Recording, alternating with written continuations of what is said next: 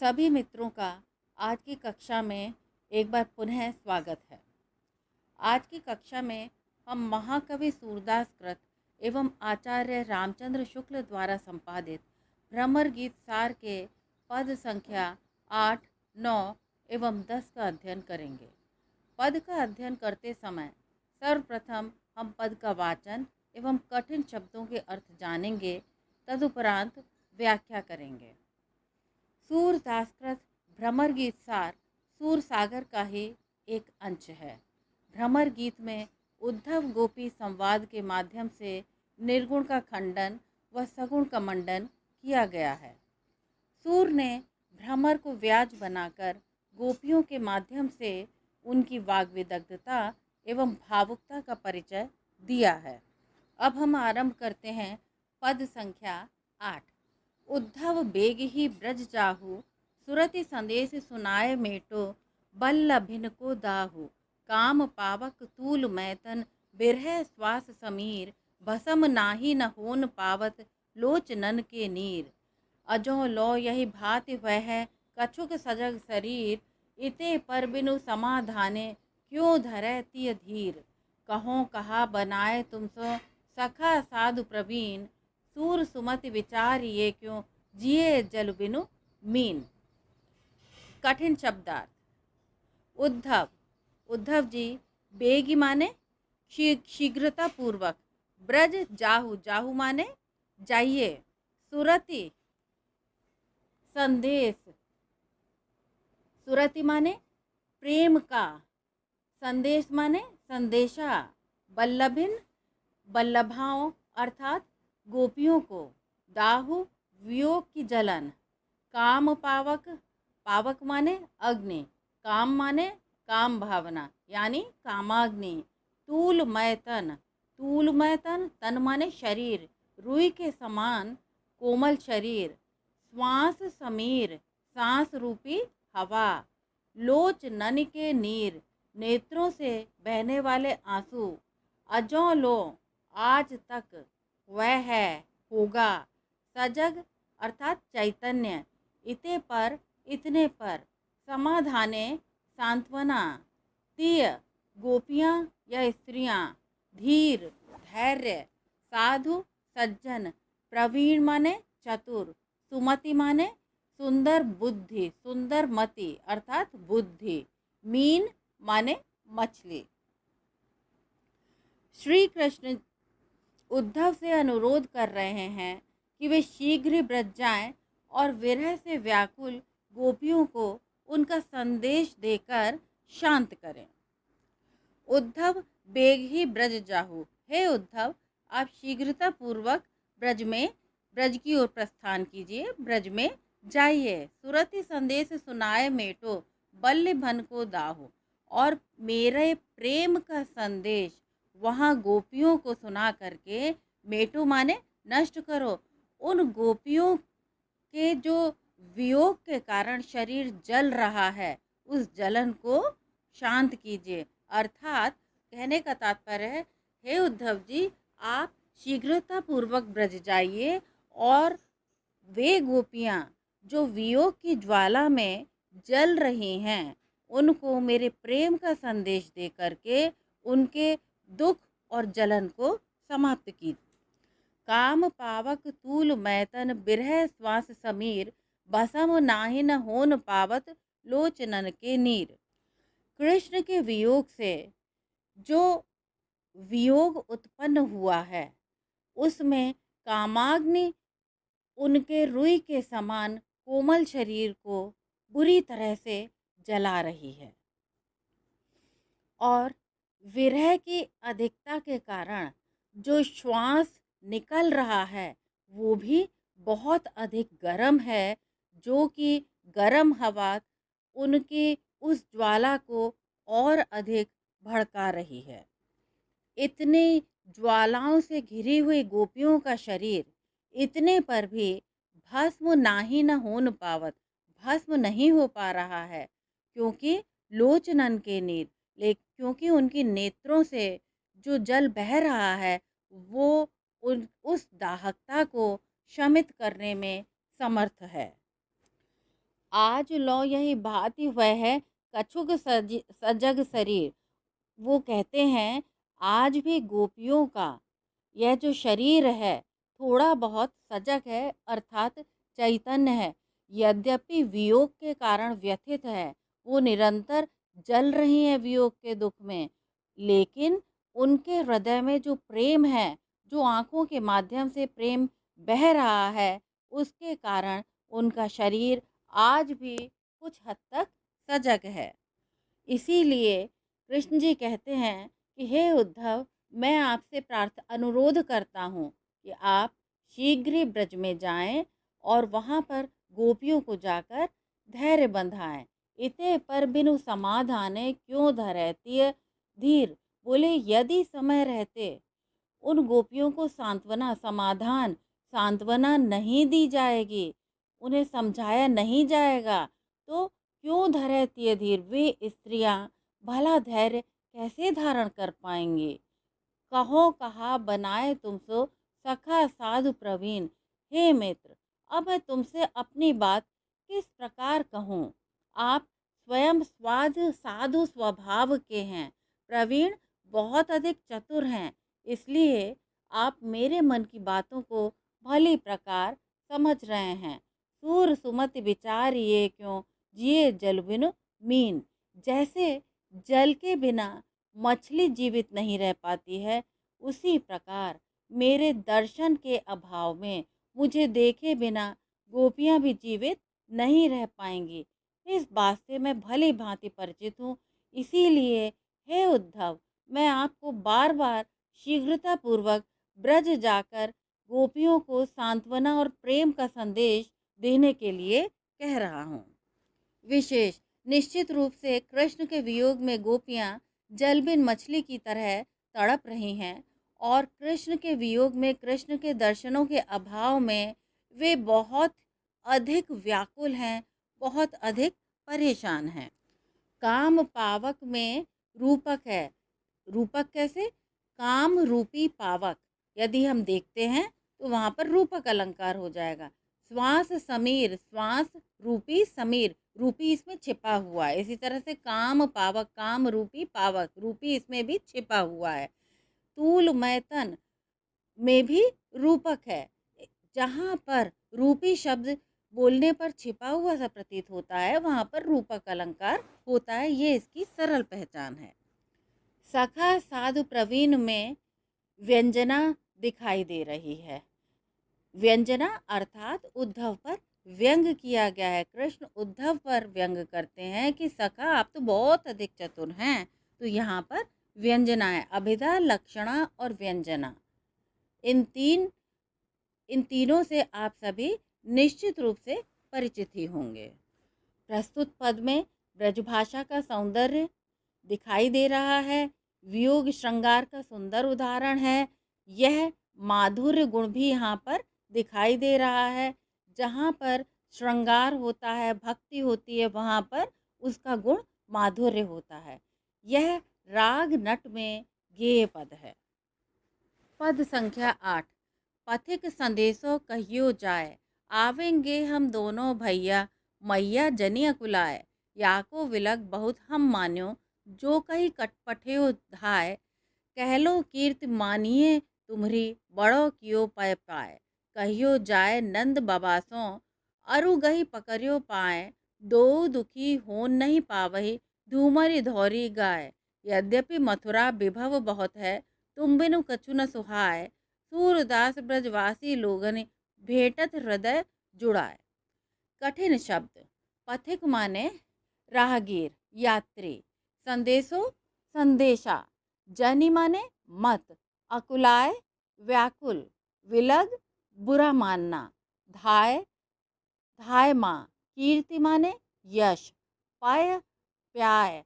पय माने दूध। प्याय माने पिलाकर।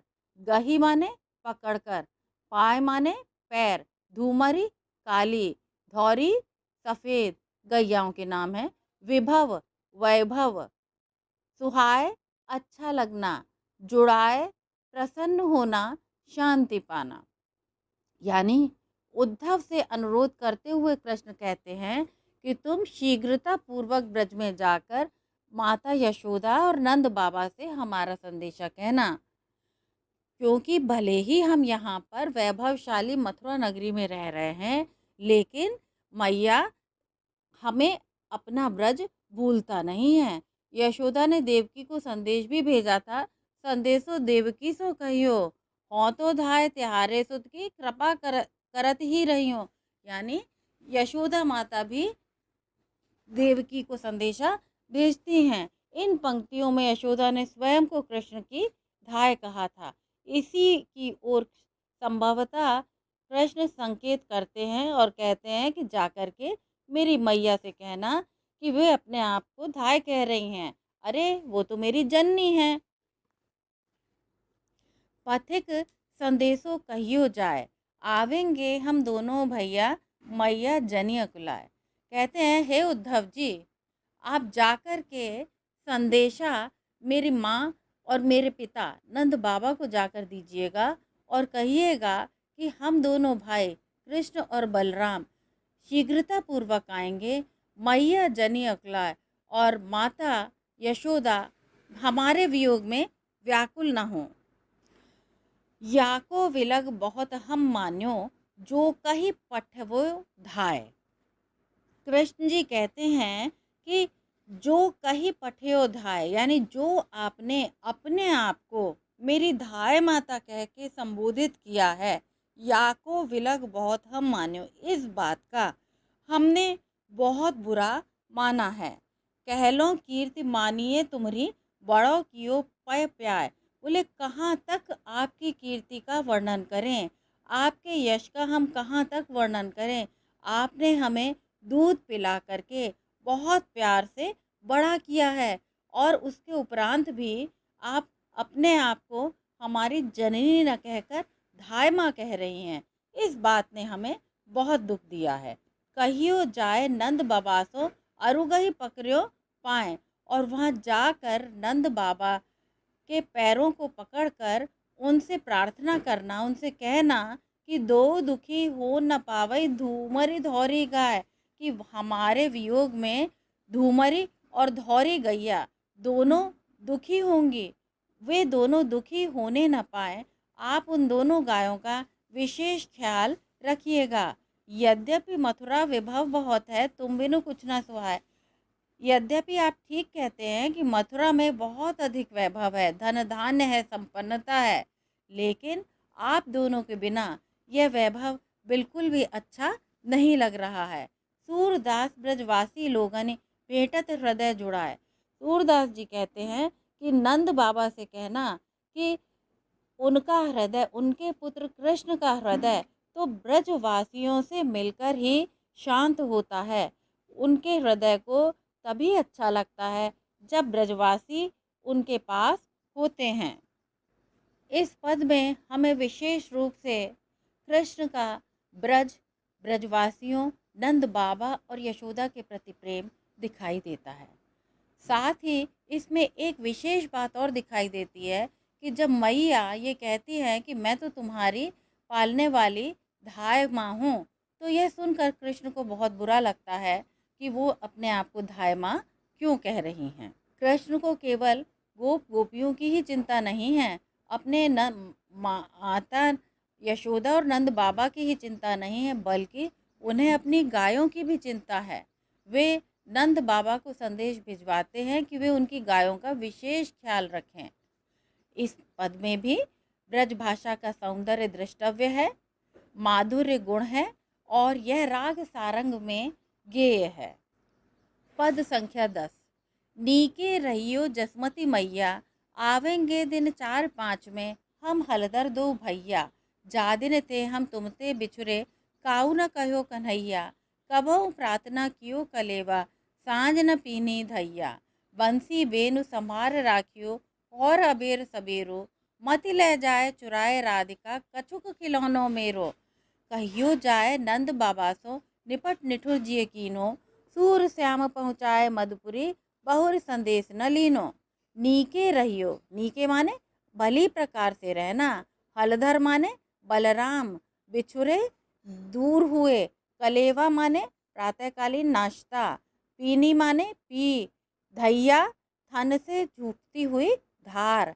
वंशी माने वंशी, वेणु माने भी बांसुरी, संभारी माने संभाल कर, अबेर देर, सबेरी शीघ्रता पूर्वक, निपट माने नितांत, निठुर निर्मम, जीमीस हृदय, कीनो माने कर लिया, मधुपुरी मथुरा, बहुरी फिर, संदेशा खोज खबर।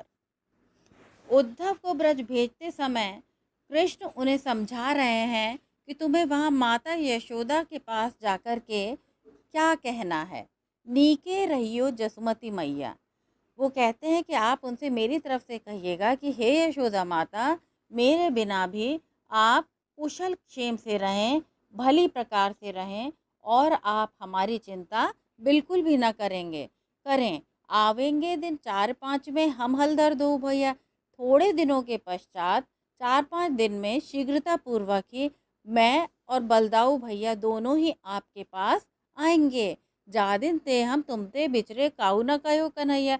जिस दिन से माता हम आपसे बिछुड़े हैं, आपके अलावा वहाँ पर किसी ने भी हमें कन्हैया कहकर नहीं पुकारा है। यह कन्हैया शब्द मुझे बहुत याद आता है। कबहू प्रार्थना कियो कलेवा सांझ न पी धैया। यद्यपि मथुरा में बहुत कुछ है, लेकिन फिर भी जब से हम मथुरा आए हैं ब्रज छोड़कर, तब से हमने कभी भी प्रातःकालीन कलेवा नाश्ता नहीं किया है और ना ही सांझ को पीनी धैया माने गाय के थन से सीधे दूध हमने कभी भी नहीं पिया है। बंसी बेनु संभार राखियो। वो कहते हैं कि आप वहाँ पर, मैं नहीं हूँ, लेकिन आप मेरी बांसुरी और को संभाल कर रखिएगा और अबेर सबेरो, और चाहे जल्दी या देर से किसी भी समय राधिका रानी वहाँ पर आ सकती है। और मत ले जाए चुराए राधिका कछु खिलौनों मेरो। मेरे खेलने के जो खिलौने हैं, बंसुरी है, अन्य चीज़ें हैं, उन्हें आप ठीक से संभाल के रखिएगा। पता नहीं राधिका पता नहीं कब देर सबेर किसी भी समय पहर में आ सकती है और देखते देखते चुपचाप कहीं मेरा खिलौना चुरा करके न ले जाए। कहियो जाए नंद बाबा सो निपट निठुर जिय कीनी। वो कहते हैं कि जाके नंद बाबा से कहना कि उन्होंने तो हमें मथुरा भेजकर अपना कलेजा बहुत ही काटका कर लिया है, बहुत ही निष्ठुर बन गए हैं। उन्हें हमारी बिल्कुल भी याद नहीं आ रही है, वो हमें पलटकर बिल्कुल भी नहीं देख रहे हैं। सूर श्याम पहुँचाए मधुपुरी, बहुरी संदेश न लीनो। सूरदास जी कहते हैं कि नंद की आपने हमें मधुपुरी माने मथुरा पहुंचा दिया है, लेकिन वहां पहुंचने के बाद संदेश न लीनो। आपने हमारे बारे में कोई खोज खबर नहीं ली है कि हम वहां आपके बिना दुख में हैं या सुख में हैं। ये वो अपने पिता नंद बाबा से शिकायत कर रहे हैं और कहते हैं कि ये बात जा कर के आप ज़रूर उन्हें बता दीजिएगा। प्रस्तुत पद निश्चित रूप से बहुत ही सुंदर है। ब्रज भाषा का सुंदर प्रयोग दृष्टव्य है। कृष्ण का माता यशोदा और नंद बाबा के प्रति भेजा गया यह प्रेम भरा संदेश अत्यंत मार्मिक है और इसमें सबसे ज़्यादा मार्मिकता हमें वहाँ दिखाई देती है जहाँ वो कहते हैं काहू न कहो कन्हैया, अर्थात माता के वे प्रेम पूर्ण शब्द उन्हें वहाँ याद दिला रहे हैं, अपनी माता की कमी की याद दिला रहे हैं कि आज तक उनके सिवाय और किसी ने मुझे कन्हैया नहीं पुकारा है। यानी कन्हैया शब्द को सुनने के लिए उनके कान तरस रहे हैं। यहाँ पर ये व्यंजना दिखाई। प्रस्तुत पद में कृष्ण ने राधा का स्मरण भी बड़े अद्भुत ढंग से किया है। यानी कि राधा रानी वहाँ पर उनके वियोग में उनके खिलौनों को देखने के लिए ज़रूर आएंगी और कहीं वो खिलौने चुरा कर न ले जाएं। यानी यहाँ पर हमें पुनः स्मृति संचारी भाव दिखाई दे रहा है। वियोग श्रृंगार है तो इसलिए गुण कौन सा होगा? माधुर्य गुण, जो कि आप समझ ही गए हैं। और किस पद में गाया जाएगा? गेय पद है। यह राग सारंग में यह पद गाया जा सकता है। यदि आपको सूर के